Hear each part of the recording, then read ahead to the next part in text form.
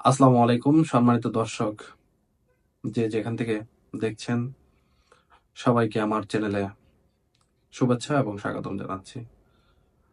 আজকের অন্যতম আরেকটা খবর, হাসনাত আব্দুল্লাহ একটা জনসভায় বলেছেন যে আওয়ামী লীগকে পুনর্বাসনের যে চেষ্টা করবে সে জাতির গণশত্রু এবং সে গণশত্রু হিসেবে রূপান্তর হবে। দেশের পরিস্থিতি কোন দিকে যাচ্ছে? একদল আওয়ামী লীগকে নিয়ে ভাষা ভাষা কথা বলছে, একদল পুনর্বাসন করার জন্য চেষ্টা করছে, আরেক দল আওয়ামী লীগের বিরুদ্ধে দাঁড়াইছে। আসলে তিনটি দল একসাথে একই অ্যালাইনমেন্টে না আসলে কোনো কিছু করা সম্ভব না। সরকার নিউট্রাল অবস্থায় আছেন। সরকার এমন একটি পরিস্থিতিতে আছেন, জনগণ বা রাজনৈতিক দলগুলো যেই মন্তব্য করবেন, যে পরিস্থিতিতে যাবেন সেখানেই সরকার কাজ করবেন। আহ, জাতীয় পার্টির অবস্থা তো খুব খারাপ, ছাগলের 3 নম্বর বাচ্চার মতো জাতীয় পার্টি। আহ, পুরো বাংলাদেশে কি বলে, বাংলাদেশে কোনো প্রায়োরিটি নেই যেটাকে বলতে পারি আমরা। এবং পাশাপাশি এই জাতীয় পার্টির জন্যই কিন্তু আজকে আওয়ামী লীগের এত ক্ষমতা বা আওয়ামী লীগের স্বৈরশাসক হয়ে ওঠার পিছনে জাতীয় পার্টির অনেক বড় অবদান আছে বলে আমরা মনে করি। যাক, আমি আপনাদের সামনে খবরটি একটু পড়ে শোনাচ্ছি। রেকর্ড থাকুক বিষয়গুলো, আর্কাইভে থাকুক, আপনাদের সামনে আলোচনা করছি যে বিষয়গুলো। যারা আওয়ামী লীগকে পুনর্বাসন করতে চাবে তাদেরকে গণশত্রু হিসেবে গণ্য করা হবে। এটা হাসনাত আব্দুল্লাহর কথা। হাসনাত আব্দুল্লাহকে আপনারা সবাই ছিলেন, বর্তমান সময়ে খুবই আলোচিত ব্যক্তি। এবং জুলাই আগস্ট আন্দোলনের সম্মুখে যারা ছিলেন তাদের মধ্যে অন্যতম ছিলেন হলো হাসনাত আব্দুল্লাহ।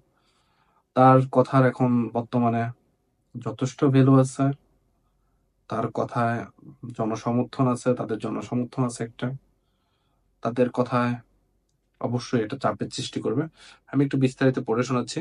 যারা আওয়ামী লীগের পুনর্বাসনে চাইবে তাদেরকে গণশত্রু হিসেবে গণ্য করা হবে বলে হুঁশিয়ারি দিয়েছেন জাতীয় নাগরিক পার্টির দক্ষিণাঞ্চল মুখ্য সংগঠক হাসনাত আব্দুল্লাহ। সোমবার 24 মার্চ সন্ধ্যায় ব্রাহ্মণবাড়িয়ার কসবা মহিলা কলেজ মাঠে জাতীয় নাগরিক পার্টি কসবা উপজেলা শাখা আয়োজিত ইফতার ও দোয়া মাহফিলে প্রধান অতিথির বক্তব্যে এসব কথা বলেন তিনি। হাসনাত আব্দুল্লাহ বলেন, আওয়ামী লীগের শাসনামল ছিল আইয়ামে জাহেলিয়াতের সময়, খুন গুম নিপীড়ন ও জাহেলিয়াতের যুগের সমান। কথা কিন্তু সত্য বলেছেন। আওয়ামী লীগের যে শাসন আমল ছিল সেটা আসলে কোনো একটা সুস্থ স্বাভাবিক কোনো শাসন আমল ছিল না।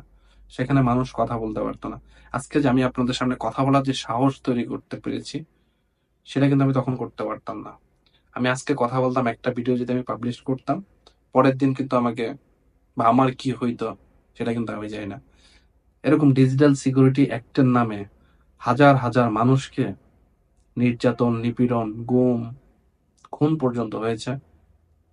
আমরা যে জগন্নাথ বিশ্ববিদ্যালয়ের যে ছাত্রীর কথা জানি, একটা সেমিনারে বক্তব্য দেওয়ার কারণে তাকে কিন্তু 18 মাস পর্যন্ত জেলে রাখা হয়েছিল।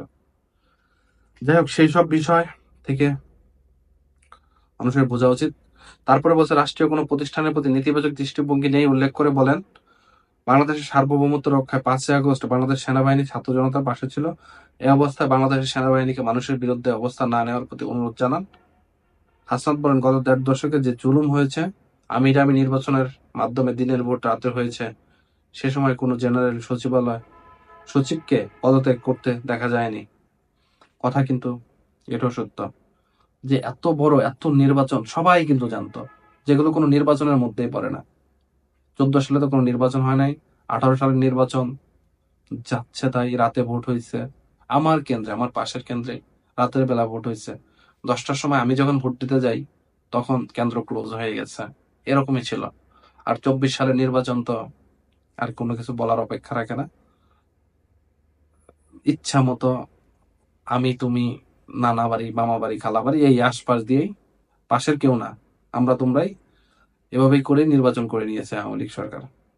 তো সেই আওয়ামী লীগকে এখন অনেকেই মনে মনে পুনর্বাসনের চেষ্টা করতেছে। স্বার্থ অবশ্যই আছে, কোনো কোনো দলের তো স্বার্থ আছেই। তার হয়তো আওয়ামী লীগ ক্ষমতায় আসবে না, কিন্তু অপোজিট দলের যে কিছু ভোট আছে সেগুলো নষ্ট করা, এবং দুর্নীতির রাস্তা সুগম করা, যে আমি আসলে আমি দুর্নীতি করব, তুমি আসলে তুমি দুর্নীতি করবা, এরকম কিছু জিনিস করার কোনো কোনো দলের মনে বসা বা কারো কারো মনের বসা না। এছাড়া বিশেষ করে আওয়ামী লীগের অনেক লোকজন এখনো কাঠামোর মধ্যে, আমরা যেটা গ্রামের ভাষায় বলি যে খাপটি মেরে বসে আছে, সেরকম খাপটি মেরে বসে আছে কিন্তু এখনো। তো দেখা যাক কি হয়, হাসনাতের এই হুমকি কতদূর পর্যন্ত যায়। সবাই ভালো থাকবেন, ধন্যবাদ।